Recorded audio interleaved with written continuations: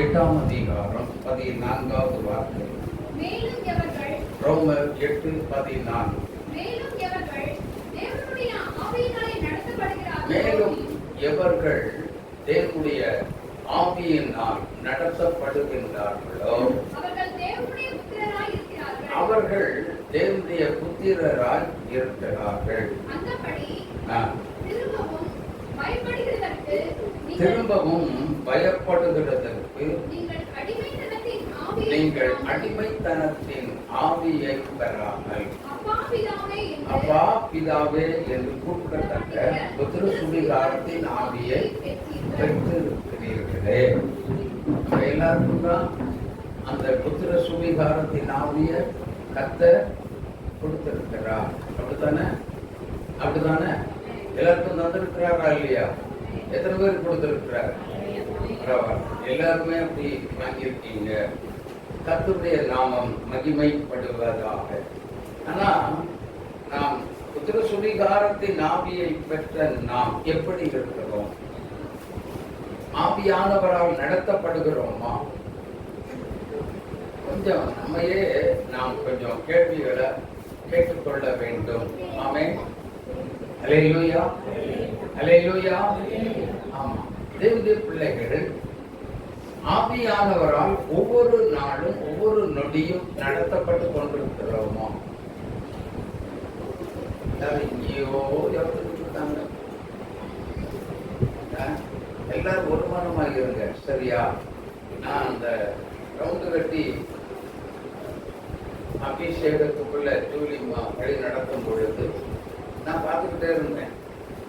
சிலருடைய இருதயம் கடினப்பட்ட அப்படியே என்னதான் செஞ்சாலும் சரி நான் செய்யவே மாட்டேன் அப்படிங்கிற மாதிரி ஒரு கடினப்பட்ட இருதயம் எப்படி இருக்கும் அப்படியே இருந்தார்கள். அவன் தன்னை விட்டு கொடுக்காமல் இருந்ததை பார்த்தேன், ஆவியிலே உணர்ந்தேன். அல்லேலூயா. அந்த மாதிரிலாம் இருக்கவே கூடாது. நாம் இருக்க வேண்டிய ஒரு ஸ்தானத்தில் கர்த்தர் நம்மை வைத்திருக்கிறார். ஒரு ஆவிக்குரிய ஒரு உயர்ந்த உன்னதமான மேலான அனுபவத்துக்குள்ள ஆவியானவர் நம்மை வைத்திருக்கிறார். அதற்கு தகுந்தவாறு நாமும் என்ன செய்ய வேண்டும்? அதுக்கு தகுந்தவாறு சபையில நடந்து கொள்ளணும். ஆமென். ஆமா, ஏன்னா ஆவியானவர் எதை கேட்கிறார் நம்ம கிட்ட? உன்னையுமே கேட்கிறாங்க. இருதயத்தை அவ்வளவுதான் கேட்கிறாங்க. லைஃபவே நான் இனிமையா மாத்தி தரேன், அதைத்தான் சொன்னாரு இல்லையா? ஏன் கொடுக்கறதுக்கு கொஞ்சம் கூட மனசு இல்லாம இருக்கிறீங்க? இப்போ இங்க பாருங்க, நான் ஏதாவது கேட்டா தராம இருப்பீங்களா? சொல்லுங்க. உடனே தந்துருவீங்க. இந்தாங்க பாஸ்டர், இந்தாங்க பாஸ்டர் அப்படின்னு டக்கு டக்குன்னு கொடுத்துருவீங்க. ஆனா இயேசுநாதர் கேட்டா கொடுக்கறதுக்கு தயக்கமா இருக்குதா? ஏன் தயங்குறோம்? இருதயத்தை தான் கேட்கிறார். நான் ஏன் இருதயத்தை எப்படி அறுத்து நான் கொடுப்பேன்? அப்படியா? இருதயத்துல இடத்தை கொடுக்கணும்னு சொல்லி கர்த்தர் பேசுகிறார். ஆமென். இருதயத்தை கிளீன் பண்ணி கரெக்ட் பண்ணி, இந்த இருதயத்தை கிளீன் பண்ணி கரெக்ட் பண்ணி அதுல தங்குறதுக்கு தான் ஆண்டவர் இடத்தை கேட்கிறார். இடம் கொடுத்துருக்கணும். கொடுக்காததுனால அந்த அபிஷேக மகிமை சிலருக்குள்ள இறங்கிச்சு, சிலருக்குள்ள இறங்கல. ஆமென், ஆமென். ஆமா, தேவனுடைய பிள்ளைகள். அப்போ தேவனுடைய பிள்ளைகளாய் இருப்பது உண்மையானால், தேவனுடைய புத்திரராய் இருப்பது உண்மையானால், ஆவியானவரால் நாம் நடத்தப்பட வேண்டும். ஆமென். தேவ ஆவியானவராலே நாம் ஒவ்வொரு நாளும் அனுதினமும் நடத்தப்பட வேண்டும். அந்த அனுபவத்துக்குள்ள வந்தவங்களுக்கு தான் இப்படிப்பட்ட சில காரியங்கள் என்ன செய்யும் தெரியும். ஆமென், ஆமென். ஆனா சில அபிஷேகம் பெற்றிருக்கிறோம், ஆனா கொஞ்சம் பின்தங்கில நிலைமையில இருக்கும் பொழுது விட்டுக் கொடுக்கக்கூடிய சில இடத்துல ஆவியானவருக்கு விட்டுக் கொடுத்துதான் ஆகணும். ஆமென். சொல்லுங்க, அப்படிதானா? ஆமா, சோர்ந்து போய் எனக்கோ இந்த விதி அப்படின்னு சொல்லலாம் இருக்கவே கூடாது. அல்லேலூயா. சரி, எனக்கு அன்பான கர்த்தருடைய பிள்ளைகளே, வாசிப்போம். ஆவியானவர் வந்தா நமக்குள்ள என்னென்ன மாற்றங்கள் ஆவியானவர் நடத்தினா என்னென்ன காரியங்கள் எல்லாம் நடக்கும் அப்படிங்கிறது தான் நம்ம கொஞ்சம் தியானிச்சோம் காலையில. நல்லாவே அது நல்ல விரிவான ஒரு செய்தியாகத்தான் ஆவியானவர் நடத்தினாரு. எத்தனை பேருக்கு அது ஆசீர்வாதமா இருந்துச்சு? பாருங்க, இப்பொழுதும் ஆவியானவர் மறுபடியும் சொல்லுகிறார். முதல்ல தேவ சித்தம் என்ன செய்யணும்? செய்ய வேண்டும். அல்லேலூயா. தேவ சித்தம் சொல்லுங்க. தேவ சித்தம் செய்யணும். நான் நடத்தினேன் அப்படின்னா தேவனுடைய சித்தம் செய்வதற்கு தான் ஆவியானவர் தினமும் என்ன செய்யறார்? ஏதோ ஒரு பிளான் போட்டு தம்பி வந்து உட்காரணும். அல்லேலூயா. ஆமா, இங்க பாருங்க, இங்க கவனிங்க. அப்போ ஆவியானவர் இன்னைக்கு இவனை வச்சு என்ன செய்யணும்னு சொல்லி ஒரு திட்டம் போட்டு வச்சிருப்பார். அந்த திட்டம் தான், திட்டத்தை செயல்படுத்துவதற்கு தான் ஆவியானவர் அனுதினமும் நம்மை வழி நடத்த வருகிறார். ஆமென். இப்ப புரியும் நினைக்கிறேன். அனுதினமும் வழி நடத்த அவர் வர காரணம் என்னன்னா இதுதான்.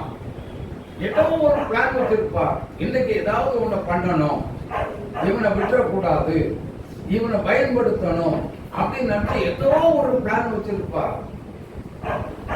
அந்த பிளான்ல ஒரு காரியம் என்னன்னா, அதுக்கு ஒரு எக்ஸாம்பிள் சொல்றேன், கவனிங்க.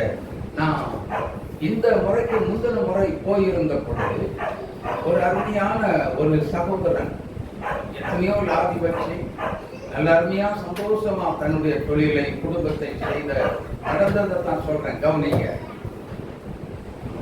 எத்தனையோ லாதி வச்சு நடத்தின ஒரு சகோதரன். ஆனால்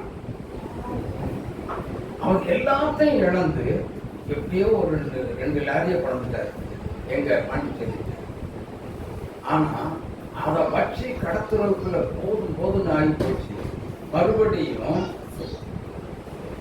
அவர் இழக்கக்கூடிய ஒரு சூழ்நிலை வரும் பொழுது இந்த திருச்சபைக்கு வந்திருக்கிறார். பாருங்க, அந்த பாஸ்டையா சொன்னாங்க, ஐயா நம்ம ஒரு இடத்துக்கு போகணும், ஹவுஸ் விசிட்டிங் போகணும் அப்படின்னா. நான் சொன்னேன், ஐயா நம்மளெல்லாம் விட்டுருங்க அப்படின்னா கேட்கவே இல்லை, கூட்டிட்டு போயிட்டாங்க. பாருங்க, அந்த வீட்டுக்குள்ள சில ஆலோசனையை கொடுத்து போய் என்ன செய்யறோம், ஜெபம் பண்ணி விட்டு வந்தோம். எப்படி ஜெபம் பண்ணோம்?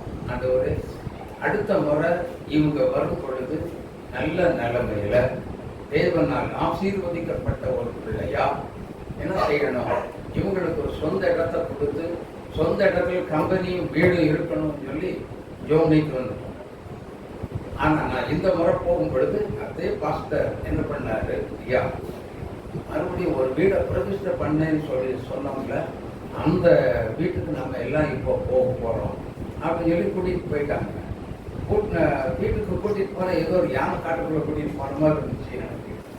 தலையில ஆத்தா அவங்க இறக்கி விட்டா எந்த வீடுன்னு கேட்டோம்.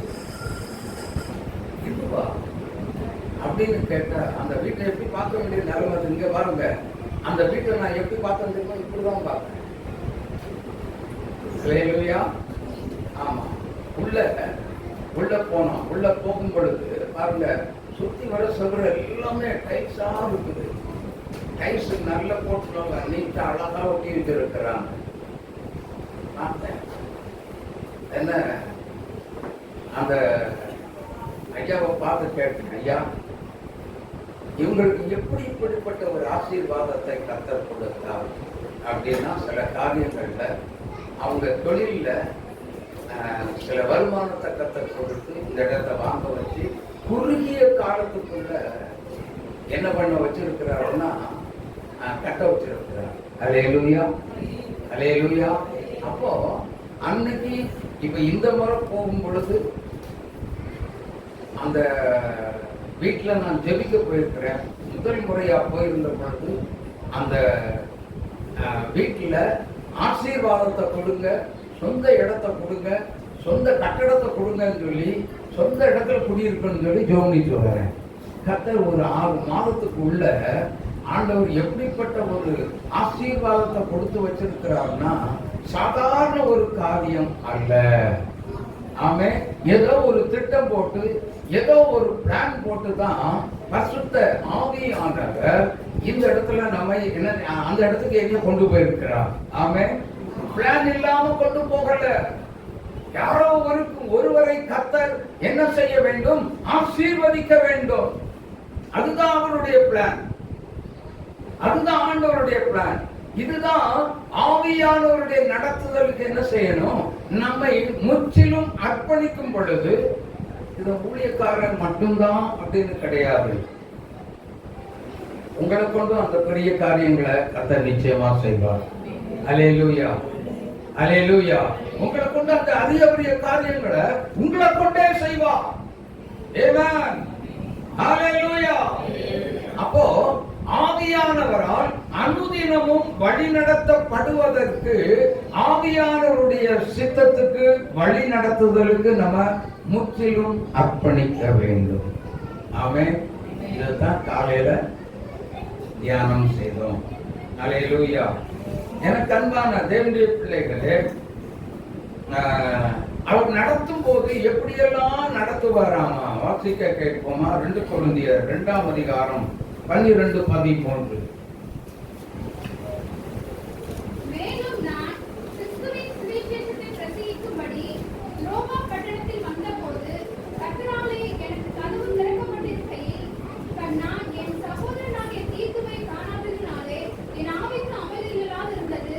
ஆதலால் நான் 1 கொரிந்தியர் 2:12-13. நாங்களோ உலகத்தின் ஆவியை பெறாமல் என்ன ஆவி? நல்லா புரிஞ்சுக்கோங்க. பரிசுத்த ஆவியானவர் நமக்கு உலகத்தின் ஆவியை தரவே இல்லை. அல்லேலூயா, அல்லேலூயா. உலகத்தின் ஆவியை தராமல் தேவனால் எங்களுக்கு அருளப்பட்ட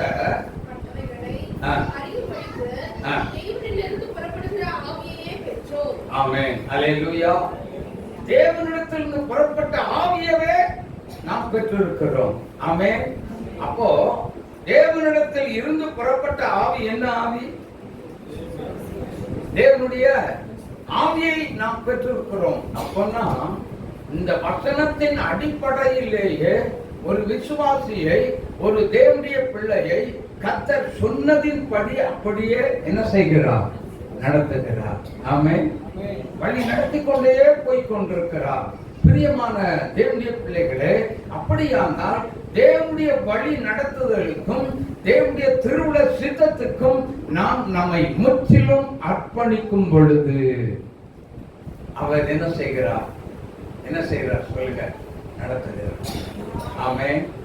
எந்த வழியில நடத்தணுமோ, எப்படியெல்லாம் நடத்தணுமோ அவருடைய விருப்பப்படி நம்மை முற்றிலும் அர்ப்பணிக்கும் பொழுது, அவருடைய தூய விருப்பத்தின்படி எப்படியெல்லாம் நடத்துவதற்கு ஆண்டவர் நினைச்சாரோ அப்படியெல்லாம் ஆவியானவர் நம்மை வழி நடத்தி போய் கொண்டிருக்கிறார். அல்லேலூயா, அல்லேலூயா. அப்படின்னா அப்ப அந்த ஆவியானவரை அனுதினமும் அன்றாட வாழ்க்கையில், அன்றாட நம்முடைய வாழ்க்கையிலே அந்த ஆவியானவருடைய அனுபவங்களை ஒவ்வொரு நாளும் நாம் பெற்றுக்கொள்ள வேண்டும். ஆமென்.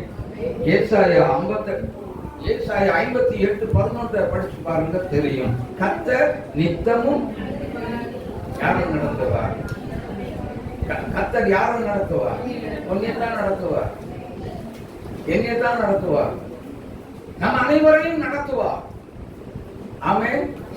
அப்போ நடத்துவதற்கு தேவனால் பரிசுத்த ஆவியானவரால் நாம் நடத்தப்படுவதற்கு நம்முடைய ஜீவியம் தகுதி உடையதா இருக்கிறதா? யோசிச்சு பாருங்க. நான் கரெக்டா இருக்கிறேனா அல்லது நான் தகுதி இல்லாதவனாக இருக்கிறேனா? எப்படி இருக்கிறேன்? அதை யோசிக்கணும்.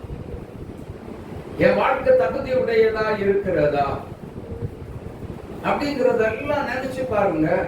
அப்போ தேவ ஆவியானவரால் நடத்தப்படுவதற்கு நாம் தகுதியுடைய பிள்ளைகளாய் மாற வேண்டும். ஆமென், ஆமென். எனக்கு அன்பான தேவனுடைய பிள்ளைகளே, அவர் நடத்துகிறது வசனத்தின் அடிப்படையில நம்மை வழி நடத்தி போய் கொண்டிருக்கிறார். அல்லேலூயா. வசனத்துக்குள்ள என்ன இருக்குங்க? ஒண்ணுமே இல்லையா? ஜீவன் இருக்கா? யோவான் 6:63 படிங்க. ஆவியோ உயிர்ப்பிக்கிறது, நான் உங்களுக்கு சொல்லுகிற வசனங்கள் ஆவியாயும் ஜீவனுமாய் இருக்கிறது. ஆவியாயும் ஜீவனுமாய் இருக்கிறது. அது என்னங்க ஜீவன்? ஹலோ, இங்க கவனிங்க. அது என்ன ஜீவன்?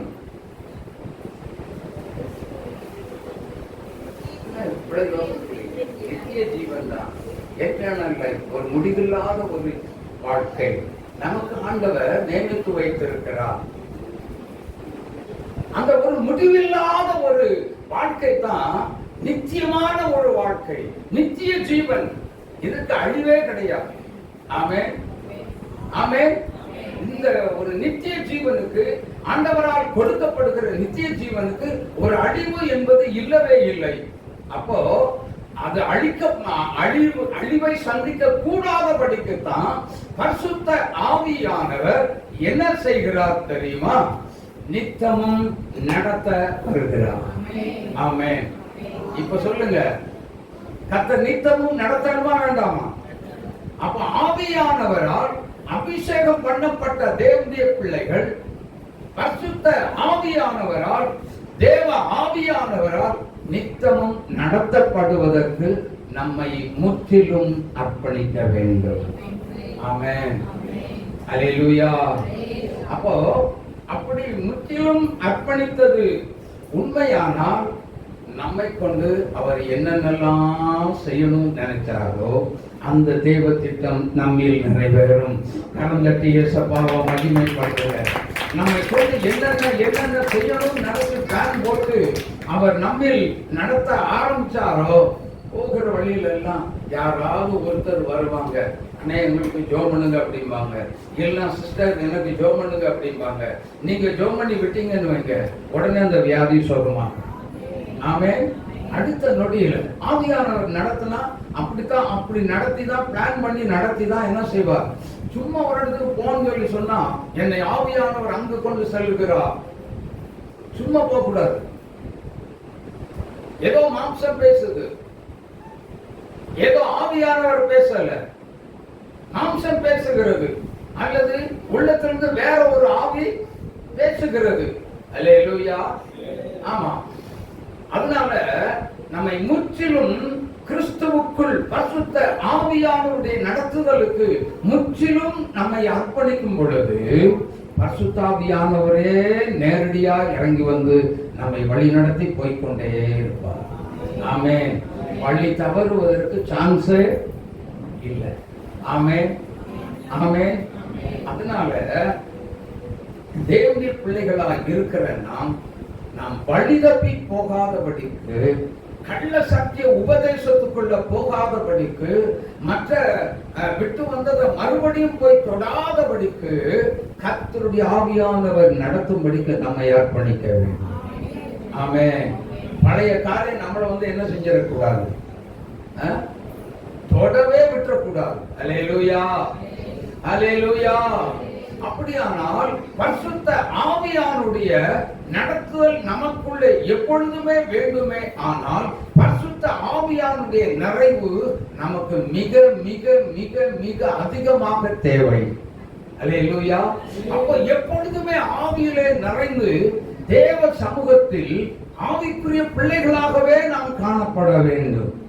ஆமென். அப்படி இருந்தால்தான் பரிசுத்த ஆவியானுடைய நடத்துதல், தூய ஆவியானுடைய நடத்துதல் நமக்கு காணப்படும். எனக்கு அன்பான தேவனுடைய பிள்ளைகளே, வழி நடத்துகிற ஆவியானவர் லூக்கா 4:1 பாருங்க. இயேசு பரிசுத்த ஆவியினாலே நிறைந்தவராய் யோர்தானை விட்டு திரும்பி ஆவியானவரால் ஆவியானவரால் எங்க கொண்டு போனாரு? வழி நடத்துகிற ஆவியானவர் எங்க கொண்டு போய் என்ன செய்யணும், எப்படி நடத்தணும்னு சொல்லி பிளான் பண்ணியிருப்பார். பாருங்க, யோசேப்ப அண்ணனை போய் பார்த்துட்டு வாங்கப்பா, ஆடுகள்லாம் மேய்ச்சிட்டு இருக்காங்க பாவம், இவங்களுக்கெல்லாம் இந்த ஆகாரத்தை கொண்டு போய் கொடுத்துட்டு அண்ணன்கிட்ட இருந்து ஒரு அடையாளத்தை வாங்கிக்குவா அப்படின்னு சொல்லி அனுப்பி விட்டார். ஆனா போனவ யோசேப்ப என்ன பண்ணாங்க, அடிச்சு நொறுக்கி குழியில தூக்கி போட்டாங்க. ஆனா அடுத்த நிமிஷமே இன்னொரு சம்பவம் அதே யோசேப்புக்கு நடந்தது. என்னன்னா, அங்கே வரக்கூடிய இஸ்மவேலர்கிட்ட அவன் என்ன செய்யறான், 20 வெள்ளி காசுக்கு வித்துட்டான். யோசித்து பாருங்க, யோசேப்பு எங்க போயிட்டான்? எகிப்துக்கு போயாச்சு. ஆனா அங்க போனாலும் அவரால் நிம்மதியா இருக்க முடிஞ்சதா? இல்ல. அங்கேயும் போய் நிம்மதியா வாழ முடியாம தேவையில்லாத ஒரு குற்றச்சாட்டு யோசேப்பின் மேல வருது. இது நிமித்தம் அவன் பட்ட துன்பத்துக்கு அளவே இல்லை, இல்லையா? வேதம் சொல்லுகிறது தான், அண்ணன்மார்களே அந்த எகிப்திய அரண்மனையில வந்து நம்ம தம்பியை அடிச்சோம் இல்லையா, அப்பவே கெஞ்சினான்ல, அவனுடைய ரத்த பழியெல்லாம் இப்ப நம்மகிட்ட கேட்டு வாங்குறாரு பாரு. ஆமே அப்படின்னு சொல்லி புலம்புறாங்க. அங்க அரண்மனைக்கு போய் புலம்பிட்டு இருக்கிறாங்க. யோசித்து பாருங்க. ஆனா தேவனுடைய திட்டம் என்ன யோசேப்புக்கு தெரியும். ஏதோ ஒரு திட்டம் வைத்துதான் கர்த்தர் இங்கே கொண்டு போகிறார். அல்லேலூயா. எகிப்துக்கு கொண்டு போயிட்டாரு. ஏதோ ஒரு பிளான் நடக்குது. தேவனுடைய திட்டம். அந்நிய தேசத்துல ஏதோ ஒரு காரியத்தை என்ன கொண்டு செய்ய போகிறார் புரிந்து விட்டான். அல்லேலூயா. அதனால அந்த துன்பத்துக்கும் அந்த கஷ்டத்துக்கும் அந்த படாத பாடெல்லாம் எத்தனை துயரங்கள் வந்தாலும் அத்தனைக்கும் அவன் என்ன செய்தான், தன்னை முழுமையுமாய் அர்ப்பணித்தான். ஆமே. நல்லா யோசித்து பாருங்க. அதுக்கப்புறம் அந்த ஜெயிலுக்குள்ள இருந்து எங்க வரார்? ஒரே ஒரு சொப்பனத்து நிமித்தம் அந்த தேசத்துல அதிபதியா உயர்த்தப்படுறான். பாருங்க, இப்பதான் அண்ணன் தம்பி வர்றான். அண்ணன் தம்பி வந்து என்ன செய்யறாங்க யோசித்து பாருங்க. ரொம்ப கடூரமா பேசுறான், கோபமா பேசுறான். யோசித்து பாருங்க. அண்ணன் தம்பி எல்லாம் நாங்கெல்லாம் விவகாரம் இல்லையா, வந்து சாஸ்தாங்கமா விழுந்து ஐயா ஐயான்னு கும்பிட்டு காலில் விழுகிறாங்க. யாருடைய காலில்?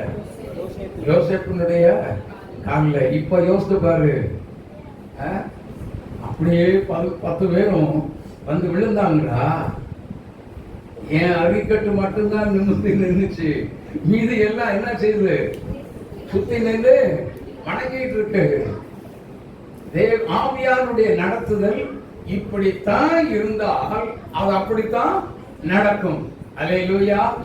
கடைசியில யோசேப்பு தன்னை வெளிப்படுத்தும் பொழுது ரொம்ப கெதி கலங்கி போய் இருந்ததுனால அவங்களால அதை ஜீரணிக்க முடியல. நான் யோசேப்பு அப்படின்னு சொல்லி வெளிப்படுத்தும் பொழுது பாருங்க, முடிச்சு நிற்கிறாங்க.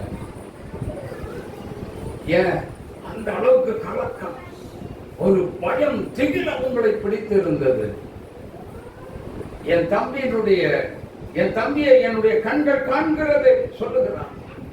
நடுங்கி திகைத்து போய் நிற்கிறார்கள். யோசித்து பாருங்க. இப்போ இவ்வளவு துன்பத்துக்கு யோசேப்பு தன்னை அர்ப்பணிக்காவிட்டால் எப்படி அந்த தேசத்துல உயர்த்தப்பட்டிருப்பான்? எப்படி அந்த தேசத்துல உயர்த்தப்பட்டிருப்பான்? அப்போ தேவன் ஆவியானவர் ஏதோ ஒரு பிளான் பண்ணிதான், மாஸ்டர் பிளான் பண்ணிதான் துன்பத்தை அனுபவிக்க யோசேப்பை என்ன செய்தார்? விட்டு கொடுத்தார். ஆமென், ஆமென். இது நிமித்தம் கர்த்தர் யோசேப்பின் நிமித்தம் அந்த எகிப்தியரின் வீட்டை கர்த்தர் ஆசீர்வதித்தார். ஆமென். அதேதான் ஆவியானவரால் யார் யார் நடத்தப்படுகிறோமோ, எங்கெங்க கொண்டு வந்து வைக்கிறாரோ அந்தந்த இடத்தில் நமக்கு ஆசீர்வாதம், நம் நிமித்தம் அவங்களுக்கு ஆசீர்வாதம் வரும். அப்படிதானா? கர்த்தர் இயேசுவை மகிமைப்படுத்துங்க. அப்போ இந்த ஆவியானவரா நாம் நடத்துவதற்கு என்ன செய்யணும்? நம்மை ஒப்பு கொடுக்கணும். அல்லேலூயா, அல்லேலூயா. துன்ப பாதை செல்ல துணிந்திடுவார், அன்பர் சென்ற பாதை அதுவேதான். துன்ப பாதை செல்ல அன்பர் சென்ற பாதை அதுவேதான். துன்பமே உன் பங்கு, துன்பம் மூலம் தேவராஜ்யம் செய்வாய். துன்பமே உன் பங்கு, துன்பம் மூலம் தேவராஜ்யம் செய்வார். என்ன துன்மாவே கலங்கிடாதே, உன்னதரே வண்ணும் அடைக்கலமே. எல்லாரும் எங்கேயோ யோசிச்சு உட்கார்ந்துட்டு இருக்க மாதிரி. எங்க எல்லாம் கைகட்டி பாடுங்க பார்க்கலாம்.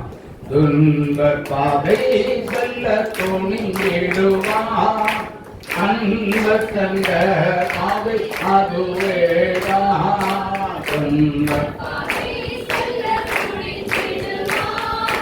அன்பர் சென்ற பாதை அதுவேதான்.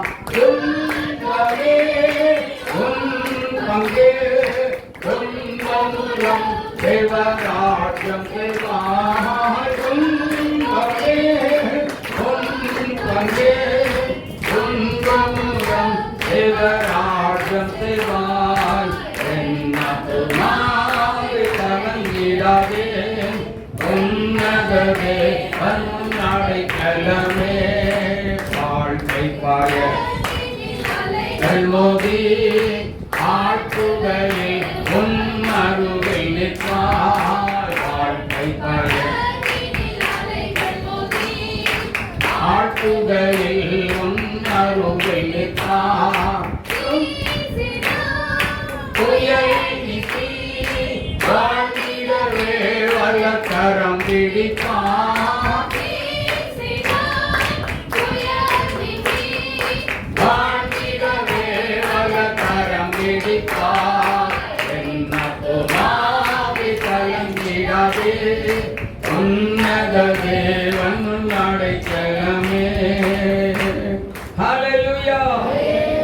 வாழ்க்கையில பரிசுத்த ஆவியானவர் நடத்துவதற்கு நம்மை முற்றிலும் ஒப்பு கொடுக்க, நாம் ஒப்பு கொடுக்கும் பொழுது ஆவியானவரா நாம் நிச்சயமாய் நடத்தப்படுவோம். வழியில என்ன கஷ்டம் வந்தாலும் சரி, என்ன துயரம் வந்தாலும் சரி, எத்தனை போராட்டங்கள் வந்தாலும் சரி, அவரே பார்த்துக் கொள்வார். ஆமென். அவரே காக்கும் தெய்வமாய் நம்மோடு கூட இருந்து என்ன செய்வார்? இந்த ஜீவனுக்கு சரீரத்துல பாடு கட்டாயம் வரும். பாடு அவசியமா கட்டாயம் வரும். ஏனென்றால் ஏன் அந்த பாடு இருக்கு? நமக்கு வேதம் சொல்லுகிறது. 2 தீமோத்தேயுவின் புஸ்தகம் 3ஆம் அதிகாரம் 12வது வசனத்தை வாசித்து பாருங்கள். அன்றியும் கிறிஸ்து இயேசுவுக்குள் தேவ பக்தியாய் நடக்க மனதாய் இருக்கிற யாவரும் துன்பப்படுவார்கள். துன்பம் தான் நம்முடைய வாழ்க்கை பயணம். ஆமென். துன்பம் இல்லாமல் நாம் தேவனுடைய ராஜ்யத்தை சுதந்திரிக்கவே முடியாது. இங்க வந்தா ரொம்ப கஷ்டமாக இருக்கு, ரொம்ப பாடு, ரொம்ப உபத்திரவம், ரொம்ப நெருக்கம். இயேசுவும் அந்த வழியில் வந்து கடந்து போனார். நாம நடக்கிறதுக்கு என்ன? நம்மை விட்டு கொடுக்க வேண்டும். நாம யோசேப்பை போல விட்டு கொடுக்க வேண்டும். 3 வாலிபர்கள் சாத்ராக், மேஷாக், ஆபேத்நேகோ என்பவர்கள் தங்களை நெருப்பில் போடுவதற்கு விட்டு கொடுத்தார்கள். அந்த தேசத்துல அவர்களுக்கு ஒரு சேதம் இல்லாதபடிக்கு அந்த தேசத்துல அவர்களை ராஜா உயர்த்தினானே. சிங்க கவியில போடுவதற்கு தானியேல் தன்னை முற்றிலும் அர்ப்பணித்தார், ஒப்பு கொடுத்தார். சிங்கம் என்னை சேதப்படுத்த முடியாது என்பதை, சிங்கத்தை காட்டிலும் எனக்குள்ள இருக்கிற சிங்கம் யூத ராஜ சிங்கம், வெற்றி வேந்தர் எனக்குள்ளதான் இருக்கிறார். சிங்கம் என்ன சேதப்படுத்த அதிகாரம் இல்லை என்று சொல்லி என்ன பண்ணார்? தைரியமாக இருந்தார். காத்தாரை காக்கிறதற்கு நமக்கு ஒரு தெய்வம் உண்டு, அவர்தான் இயேசு கிறிஸ்து. அல்லேலூயா. உங்க பாதையில செல்வதற்கு தயக்கம் வேண்டாம், பயம் வேண்டாம். ஊசியை குத்தினா என்ன செய்யும்? இந்த ஊசி போடுறாங்கன்னு வைங்க, என்ன பண்ணும்? வலிக்க தானே செய்யும். அதுக்கப்புறம் நார்மலாகும், அவ்வளவுதானே. அது நம்மள ஒண்ணுமே செய்யாதுல்ல. இதே மாதிரிதான் பிரச்சனை வந்தா, சோதனை வந்தா, போராட்டம் வந்தா இப்படிதான் செய்யும். கொஞ்ச நேரம் வலி, அப்புறம் ஒண்ணு இல்லாம ஓடி போயிடும். ஆமென். ஒண்ணு இல்லாம சொல்லுங்க, பக்கத்துல உங்களை பார்த்து சொல்லுங்க, சோதனை ஒரு ஊசி போட்ட மாதிரி தான். கொஞ்ச நேரம் வலி, கொஞ்ச நேரம் வலி, கொஞ்ச நேரம் வலி, கொஞ்ச நேரம் வலி, ரொம்ப நேரம் இல்லை, கொஞ்ச நேரம். சோதனை சோதனை சகிக்கிற மனுஷன் முறுமுறுக்கவே கூடாது. இந்த போராட்டத்தில் என்ன சொல்லணும்? முறுமுறுக்காம நம்ம செய்ய வேண்டிய ஒரே ஒரு காரியம், தேவ சித்தம் மட்டுமே. அவர் என்ன நோக்கத்திற்காக இதை எனக்கு அனுமதித்தார் என்று சொல்லி யோசேப்புக்கு தெரிஞ்சு போச்சு. அதனால அவர் எங்கேயாவது ஏதாவது வாயை திறந்தாருன்னு சொல்லி இருக்கான். யோகுவாது திடீர்னு எதையாவது ஒண்ணு சொன்னாரு. ஆனா யோசேப்பு வாயை திறந்தாரா? நோ, இல்லவே இல்லையே. வாயே திறக்கல. கடைசி வரைக்கும் என்னதான் நடக்குது பார்க்கலாம். ஆமென். இந்த சோதனை எதுலதான் போய் முடியுது பார்ப்போம். சோதனை மட்டும் சகிக்க முடியல அப்படின்னு சொல்லாம என்ன செய்யாதீங்க? முறுமுறுக்காதீங்க. சரியா? முறுமுறுக்காதீங்க. ஏன்தான் எனக்கு இப்படி எல்லாம் நடக்குது? சிலர் சொல்லுவாங்க, ஏன்தான் எனக்கெல்லாம் இப்படியே நடக்குது, எனக்கு மட்டும்தான் இப்படி நடக்கணுமா? யோசிச்சு பாருங்க, கொஞ்சம் சிந்திச்சு பாருங்க. கர்த்தர் அதுல ஒரு நன்மையை உனக்கு வைத்திருக்கிறார், அதுல உனக்கு ஒரு ஆசீர்வாதத்தை வைத்திருக்கிறார். அல்லேலூயா. உனக்கு ஒரு உயர்வை கர்த்தர் வைத்திருக்கிறார். தானியேலை உயர்த்தின கர்த்தர் உன்னை உயர்த்துவார், உன்னை உயர்த்துவார். சாத்ராக், மேஷாக், ஆபேத்நேகோவை உயர்த்தினவர் உன்னை உயர்த்துவார், என்னை உயர்த்துவார். சோதனையில முறுமுறுக்காதீங்க. உபத்திரவத்துல ஏன் இந்த கஷ்டம் சொல்லி கேட்காதீங்க. வந்ததுக்காக உமக்கு, அதனால தான் தெளிவா சொல்லப்பட்டிருக்கிற பிலிப்பியர் 4:6, 1 தெசலோனிக்கேயர் 5:18 தெளிவா சொல்லியிருக்கார். நீங்கள் ஒன்றுக்கும் கவலைப்படாமல் எல்லாவற்றையும் குறித்து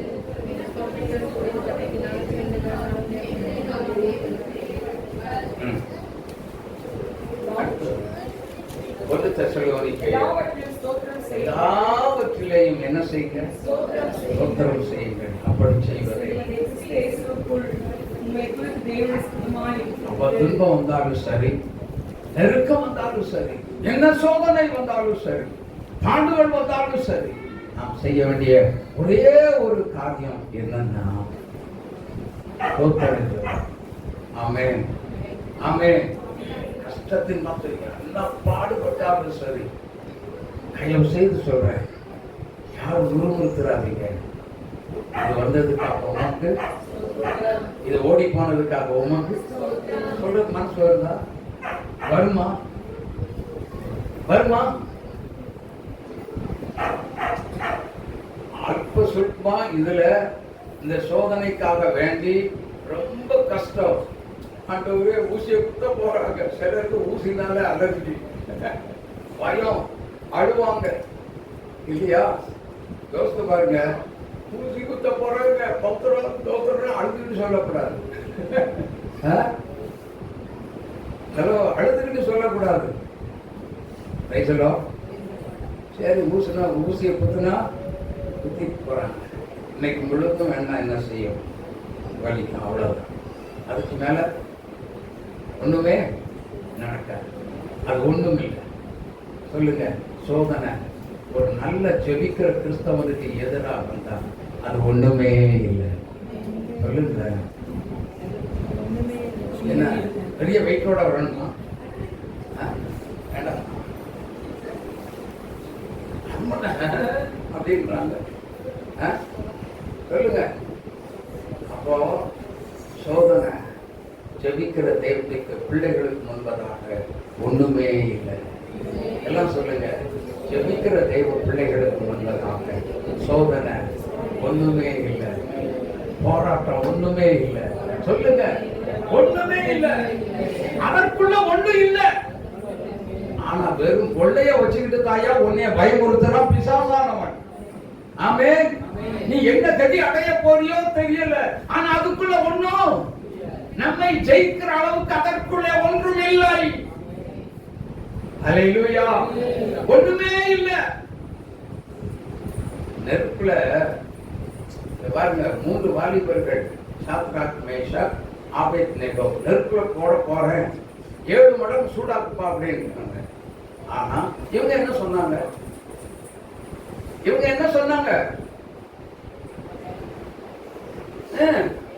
தாராளமா போட்டுக்க, நம்மள இருந்தா என்ன முடியும்? அப்பா அடுவாவி 7 மடங்கு சூடாக்க உத்தரவு கொடுத்துட்டாங்கயா. என்ன கதி? ஐயோ, நான் இல்ல, இந்த மாதிரி ஆடியன்ஸ் அப்படிதானே? யோசித்து பாருங்க. நீ என்ன சொன்னாலும் நான் கேட்கல. நான் இந்த நம்ம விட்டுட்டு ஓட போறோம். சொல்லுங்க, அப்படிதானே விட்டுட்டு ஓட போறோம்? இதெல்லாம் அப்படி விட்டுட்டு ஓடுறவங்க உண்மையான கிறிஸ்தவங்க. இயேசுவுக்கு நல்ல ஒரு விசுவாசியே இல்லை. அல்லேலூயா, அல்லேலூயா. தன்னை முற்றிலும் ஆவியானவருடைய நடத்துதல் அதுதான் சொல்லி தெரிஞ்சா, நம்மை முற்றிலும் அர்ப்பணிக்கும் பொழுது நம்மை எரித்து சாம்பலாக்குகிறதற்கு அந்த நெருப்புக்குள்ளே ஒன்றுமே இல்லை. அல்லேலூயா. இப்ப சொல்லுங்க, அக்கினி போன்ற சோதனை வந்தால் அதற்குள்ளே என்னை சேதப்படுத்த ஒன்றுமே இல்லை. சொல்லுங்க, சொல்லுங்க, இருதயத்துல கை வச்சு. அக்கினி போன்ற சோதனை, சத்தமா சொல்லுங்க, அக்கினி போன்ற சோதனை என்னை சேதப்படுத்த 7 மடங்கு சூடாக்குறதுக்குள்ள ஒண்ணுமே இல்லை. என்னை சேதப்படுத்த முடியாது, என்னை சேதப்படுத்த முடியாது. காரணம் என்னன்னா, எனக்குள்ள இருக்கிற ஒரு பட்சிக்கிற அக்கினி. ஹல்லேலூயா. கரந்தட்டி இயேசுவை மகிமைப்படுத்துங்க.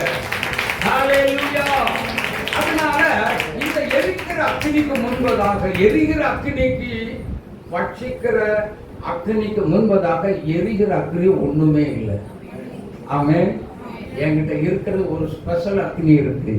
அது பட்சிக்கும், அது பட்சிக்கும், சோதனையை பட்சிக்கும், வேதனையை பட்சித்து போடும், துயரத்தை பட்சிக்கும். எனக்கோ ஜெயம் உண்டாகும். கரந்தட்டி இயேசுவை மகிமைப்படுத்துங்க. அதனால நான் என்ன செய்யப்பட மாட்டேன்? தோற்று போகவே மாட்டேன். என் ஜனங்கள் ஒருபோதும், சத்தமா தான் சொல்லுங்களேன்,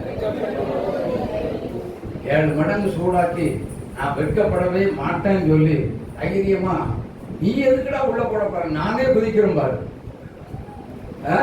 அப்படித்தானே? நானே உள்ள குதிச்சுக்கிறேன், நீ என்ன உள்ள போடுறது? எங்க இயேசுநாதர் பாரு, எனக்குள்ள இருக்க இயேசுவின் வல்லமை பாரு, அவருடைய செயல்பாடுகளை பார்.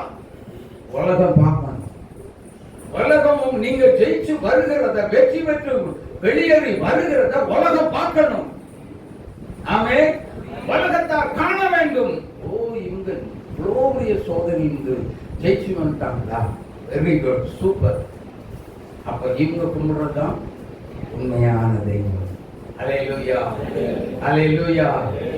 எனக்கு அன்பான கர்த்தருடைய பிள்ளைகளே, அவங்க பாருங்க வருவான், சோதனைக்கு எப்படி வருவான்னா நல்லா கவனிச்சுக்கோங்க. இப்போ நம்ம பொம்மை மாதிரி, அந்த சின்ன குட்டி பாப்பா மாதிரி வருவான். ஓ, சின்ன குழந்தை தான், கொஞ்சிடாதீங்க, அவன் தான் உங்களுக்கு டேஞ்சரான ஆள். ஆமே, ஆமா, அவன் தான் உங்களுக்கு ஆபத்தான ஆளு. உடனே அப்பாலே போ சாப்பானே அப்படின்னு சொன்னீங்கன்னா உங்களை விட்டுட்டு ஒரே ஓட்டமா ஓடியே போயிடுவான். அல்லேலூயா. நீங்க ஜெயிப்பீங்க, அவன் தோத்து போவான், அவ்வளவுதான். அல்லேலூயா. எனக்கு அன்பான கர்த்தருடைய பிள்ளைகளே, சோதனை நம்மை மேற்கொள்ளவே, உபத்திரவம் நம்மை மேற்கொள்ளவே முடியவே முடியாது. அதனால எவ்வளவு பெரிய சோதனை வந்தாலும் அதற்கு நம்மை முழுமையாய் அர்ப்பணித்து தைரியமாய் இறங்கும் பொழுது ஒரு காரியம் நடக்கும்.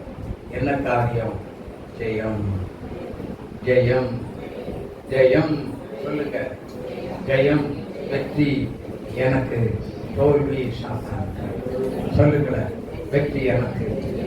சொல்லுங்க, வெற்றி எனக்கு, தோல்வி சாத்தானுக்கு. வெற்றி எனக்கு, தோல்வி சாத்தானுக்கு. அவன் இப்பவே தோற்று போயிட்டான். உங்க குடும்பத்தை விட்டு வெளியேறி போயிட்டான். உங்க குடும்பத்துக்குள்ள அவன் இப்போ இல்ல. உங்களை பயமுறுத்துற இப்போ உங்க வீட்டுக்குள்ள இல்ல, இனி வர போறது இல்ல. கர்த்தர் அனுமதிக்கவே மாட்டான். காரணம் என்ன தெரியுமா? உங்களை அவர் நித்தமும் நடத்த வந்திருக்கிறார். உங்க வலது கை பிடித்து அவர் நித்தமும் நடத்தும்படி வந்ததுனால நம்ம பயப்பட வேண்டிய அவசியம் இல்லை. கர்த்தர் பெரியவர். சொல்லுங்களேன், எனக்குள்ள இருக்க இயேசு பெரியவர். சத்தமா சொல்லுங்க, எனக்குள்ள இருக்க இயேசு பெரியவர், எனக்குள்ள இருக்க இயேசு பெரியவர், எனக்குள்ள இருக்க இயேசு பெரியவர். என்னை ஒருபோதும் சேதப்படுத்த முடியாது. எந்த ஒரு சத்துருவை என்னை சேதப்படுத்த முடியாது.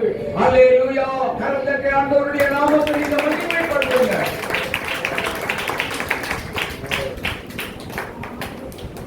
அல்லேலூயா. எபிரேயர் 3ஆம் அதிகாரம் 7 இருந்து வாசி.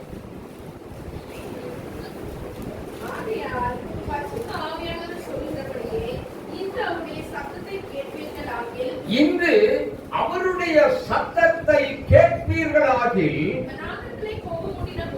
வனாந்தரத்தில் கோபம் மூட்டினது போதும் சோதனை நாட்களில் நடந்தது போலவே உங்கள் இருதயத்தை என்ன செய்யாதிருங்கள், கடினப்படுத்தாதிருங்கள். அங்கே உங்கள் பிதாக்கள் என்னை சோதித்து பரீட்சை பார்த்து என் கிரியையும் கண்டார்கள். ஆதலால்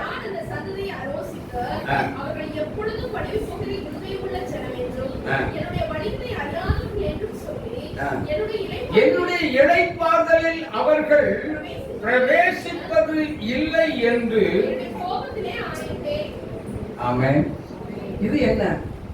விசுவாசத்திலிருந்து ஒருவனுடைய இருதயம் வழிக்கு கீழே விழுந்துராதபடிக்கு அவனுக்கு நல்ல ஒரு இருதயத்தை கொடுத்து கர்த்தர் பாதுகாப்பு கொடுத்து வழி நடத்துகிற நல்ல தேவன். அல்லேலூயா. வழிக்கு விழுந்துடக்கூடாது. எத்தனை சோதனைகள் வரட்டும். பழைய ஏற்பாட்டுல இது ஒரு இடத்துல இருக்கு. எங்க இருக்கு? சங்கீதம்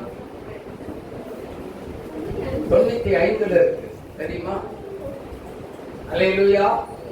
ஆமா, இது அத்தனை அப்படியே இருக்கு. இப்ப வாசித்த அத்தனை வார்த்தைகளும் அப்படியே இந்த 95ஆம் சங்கீதத்தில் இருக்கு. எனக்கு அன்பான தேவனுடைய பிள்ளைகளே, அவருடைய விசுவாசம் என்ன செய்யக்கூடாது? விசுவாசத்திலிருந்து ஒரு தேவனுடைய பிள்ளை வழுவி கீழே விழுந்து விடாதபடிக்கு விசுவாசத்துக்குள்ளே ஒரு ஆத்மாவை காக்கும்படிக்குத்தான் கர்த்தருடைய ஆவியானவர் நம்மை வழி நடத்த வருகிறார். ஆமென், ஆமென், ஆமே. அப்போ நம்ம என்ன செய்யணும்? என்ன பிரச்சனை வந்தாலும், என்ன போராட்டம் வந்தாலும், நம்மை நாமே முழுவதும் முற்றிலும் என்ன செய்ய வேண்டும்? அர்ப்பணிக்க வேண்டும். அல்லேலூயா, அல்லேலூயா. அப்படி அர்ப்பணிச்சிட்டோம் அப்படின்னு சொல்லி சொன்னா, விசுவாசத்துல உறுதியா பெட்ட புருஷனை போல் நாம் நிற்கவே முடியும். ஆமே. நம்முடைய விசுவாசம் எப்படி இருக்கும்? ஆபிரகாம் மாதிரி இருக்கும். ஆபிரகாமுக்குள்ள அவரு ஈசாக்க பலி செலுத்துவதற்காக நீ கொண்டு போ, நாம் காண்பிக்கும் தேசத்தின் மலை ஒன்றில் நீ என்ன செய், இடத்துல கொண்டு போய் பலி செலுத்துன்னு சொல்லி முடிச்சிட்டாரு. ஆனா இவர் போனாரா போகலையா? பலி செலுத்தினாரா செலுத்தலையா? சொல்லுங்க.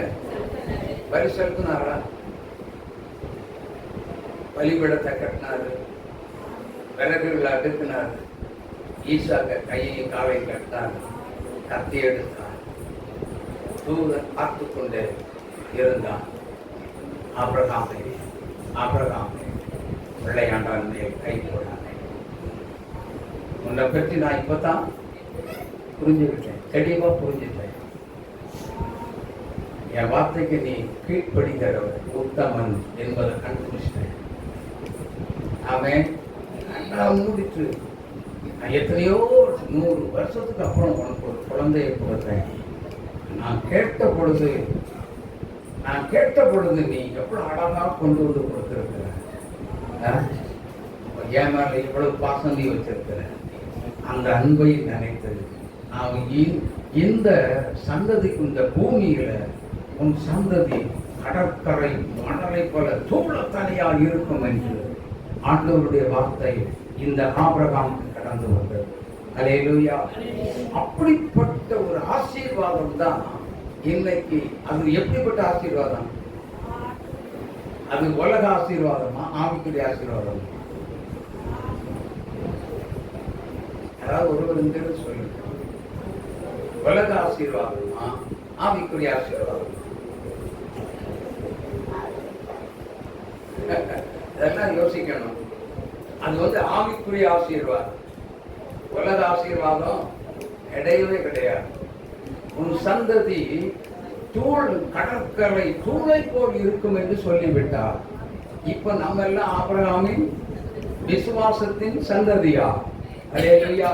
நமக்கெல்லாம் என்ன பேர் கொடுக்கப்பட்டிருக்கிறது சபையில? விசுவாசி. அப்படிதானா? ஏமா விசுவாசி தானா? அந்த பிள்ளை நடக்கிறத பார்க்காதீங்க, அவன் பாட்டு நடந்து போட்டு, சரியா? பேரண்ட்ஸ் இருக்காங்க, பார்த்துக்குவாங்க. அல்லேலூயா. ஆமா, தேவனுடைய பிள்ளைகளே, கொஞ்சம் யோசித்து பாருங்க. இன்னைக்கு ஆவிக்குரிய வாழ்க்கையில நம்ம இப்படி இருக்கிறோமா? விசுவாசத்துல உறுதியா இருக்கிறோமா? திட்டகாத்திரமா இருக்கிறோமா?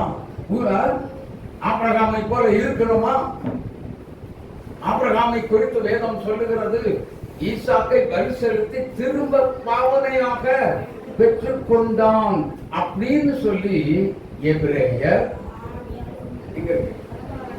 11ஆம் அதிகாரத்துல 10வது வசனத்திலிருந்து படிச்சு பாருங்க, தெரியும்.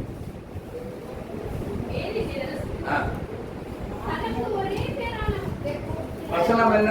19. எஸ். தனக்கு ஒரே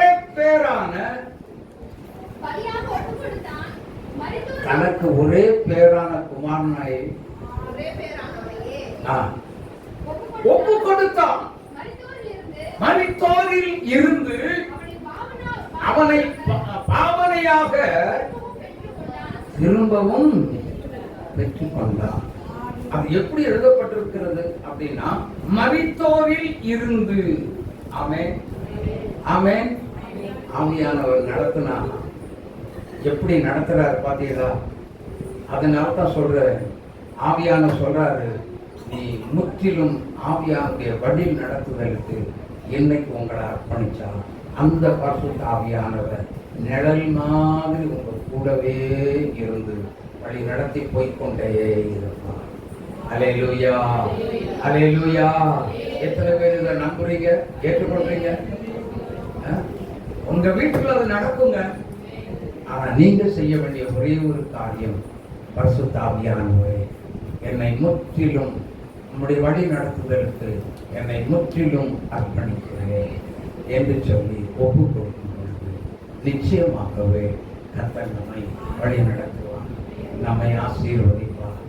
ஹல்லேலூயா, ஹல்லேலூயா, ஹல்லேலூயா. சொல்லுங்களேன், ஹல்லேலூயா. எல்லாருக்கும் பசி வந்துச்சோ? எங்களுக்கெல்லாம் இந்த பசின்னா என்னன்னே தெரியல. இங்கிருந்து இறங்கி வெளியே வந்தால்தான் தெரியும். எனக்கு அன்பான தேவனுடைய பிள்ளைகளே, அப்படியானால் இன்னைக்கு ஆவிக்குரிய வாழ்க்கையில் நான் எப்படி இருக்கிறேன்? நான் எப்படி இருக்கிறேன்? எந்த சூழ்நிலையில இருந்தாலும் சரி, பவுல் சொல்லுகிறார், எந்த சூழ்நிலை இருந்தாலும் மனரமியமாக இருக்க கற்றுக்கொண்டேன். ஹல்லேலூயா. எவ்வளவு சந்தோஷமா அந்த வார்த்தையை சொல்றாங்க. நாம ஒரு நாள் சாப்பாடு இல்லைன்னா என்ன செய்யறோம்? மூன்று தூக்கிட்டு ஆக்க முடியாது, சகிக்க முடியாது. உண்மைதான? ஒரு நாள் பட்டினி போட்டியது, ஒரு நாள் பட்டினி போட்டியது. எங்க வெளியில கூட்டிட்டு போயிட்டு ஒரு டீ கூட வாங்கி தராம விட்டுட்டீங்க. யோசித்து பாருங்க. ஹல்லேலூயா. எனக்கு அன்பான தேவன் நம்மை பெருமையாகி கர்த்தர் அவர் ஆமென். நம்மை அவர் பொய் சொல்லி நம்மளை ஏமாற்றுவதற்கு பெருமையாகி உன்னை விடவே மாட்டார்.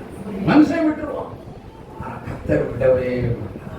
ஹல்லேலூயா, ஹல்லேலூயா. வழி நடத்தும் நல்ல நாதனே. கைதட்டி பாடுவோமா? உம்மை இயேசு தேவனே, வழி நடத்தும் நல்ல நாதனே.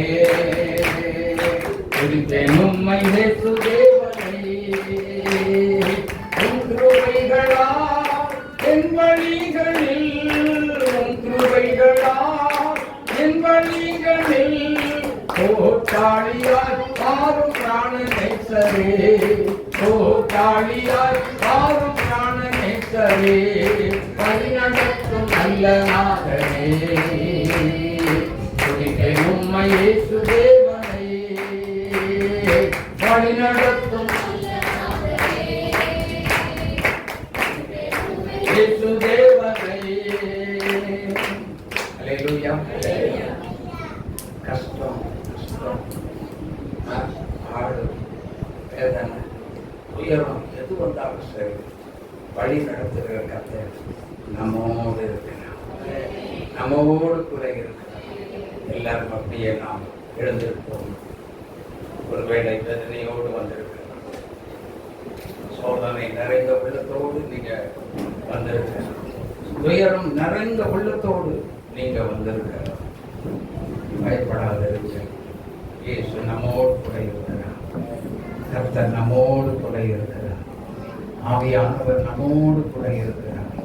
கொஞ்ச நேரம் அப்படி அந்த பரிசுத்த ஆவியானவர் நல்ல கவனிங்க. சிந்தை சதுரோடாதீங்க, இங்க கவனிங்க.